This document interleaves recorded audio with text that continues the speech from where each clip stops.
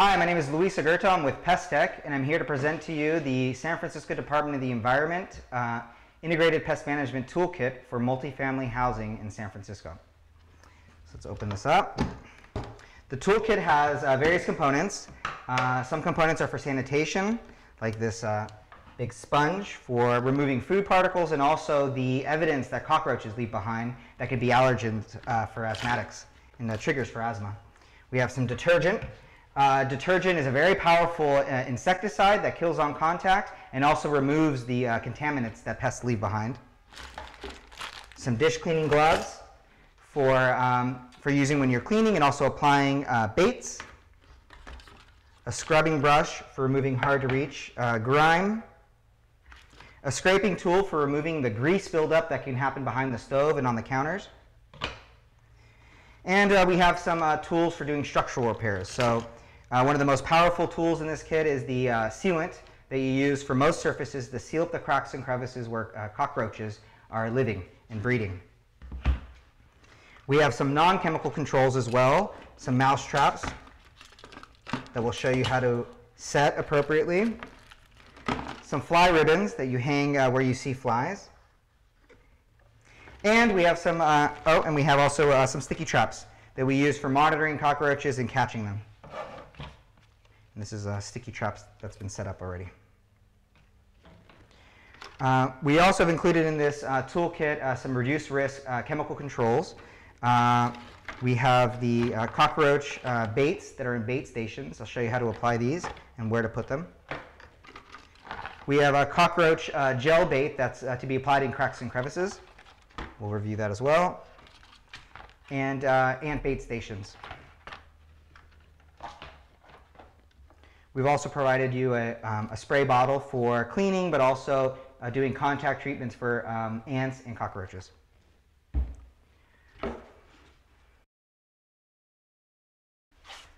So what we're spraying today is actually a mix of just water and detergent. But like anything, when you're spraying, you can put air particles into the air. And those air particles can actually, you breathe them in and it could, aggravate to you. So really to prevent that, you want to ventilate as you would ventilate when you're doing any kind of work in a kitchen or in a shop.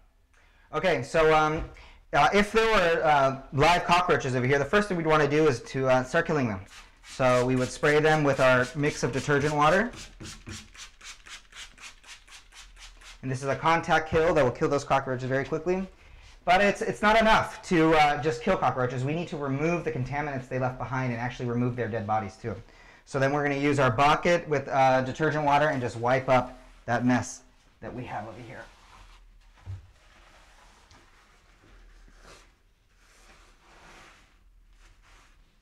And you can see some of the grime that's there.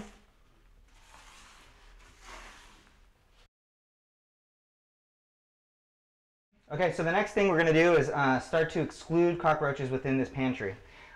First thing you want to do is to wash this wall off and let it dry overnight. We've done that already. So now we're going to start sealing. For gaps that are smaller than 1/4 inch, you can just seal the gap directly. So I'll do that.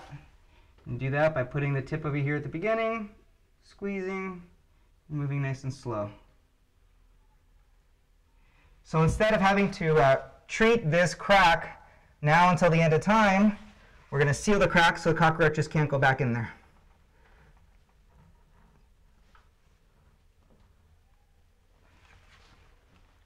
So, and if you want to fix your bead, you just get your finger a little wet with some soapy water and just drag it along the edge.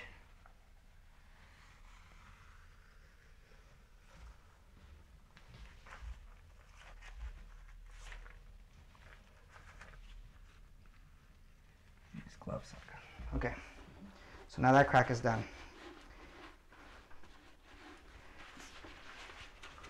For cracks that are bigger than 1/4 inch, you want to first fill up that gap with some backer rod. So that's what this is. So I'll break off a little piece over here. Place it into the crack. And if I need to use more, I'll just break up another piece.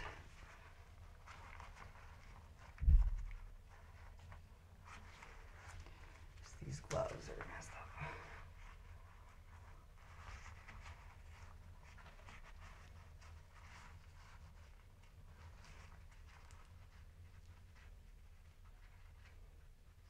Okay, so I filled that up, and I'm going to seal it now.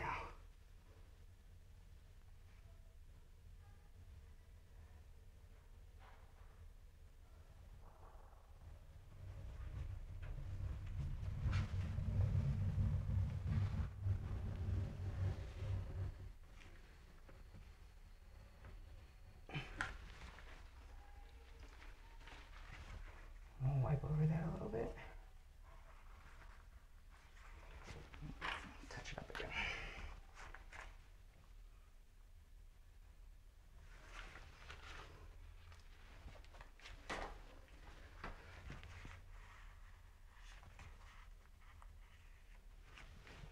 That's pretty good. Okay.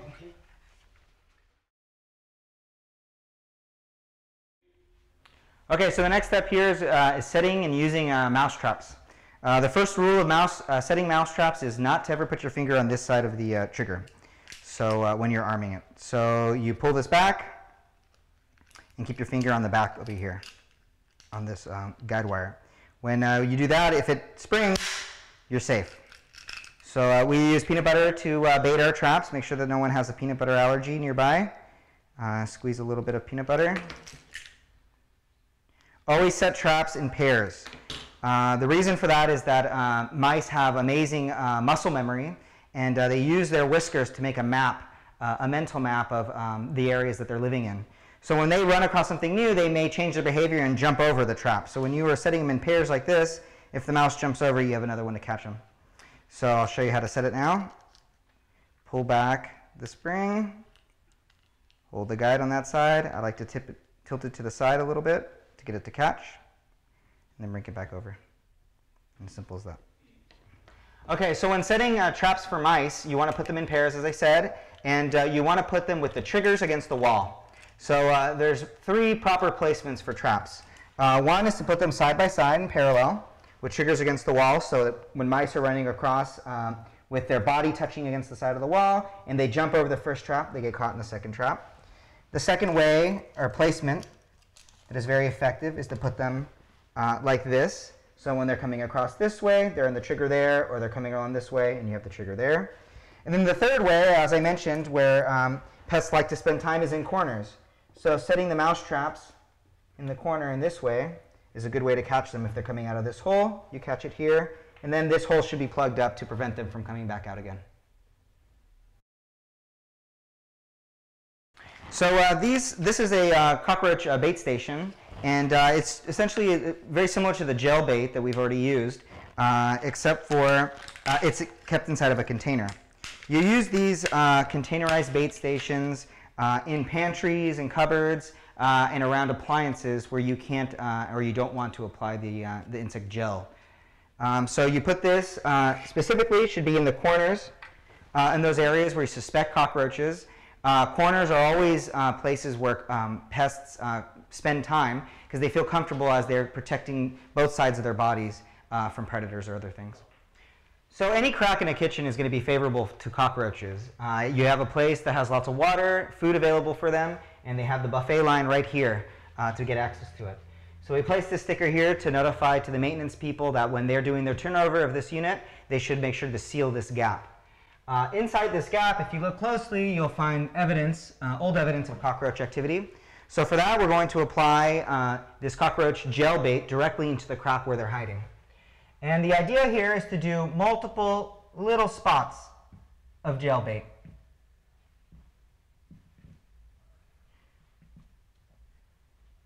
What you don't want to do is run a big long line like this because you're going to be wasting bait and it's not very effective. Okay, next we're going to be treating Argentine ants in this kitchen.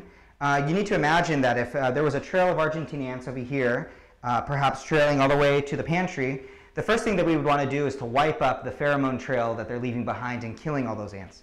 So let's do that.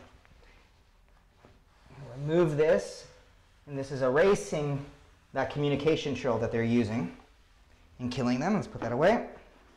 The next step is to give the ants what they're looking for. They're coming inside looking for food and water, so we're going to provide them that with a bait station as close to the point of entry as possible. So this is a taro ant bait station. Separate it from the other one.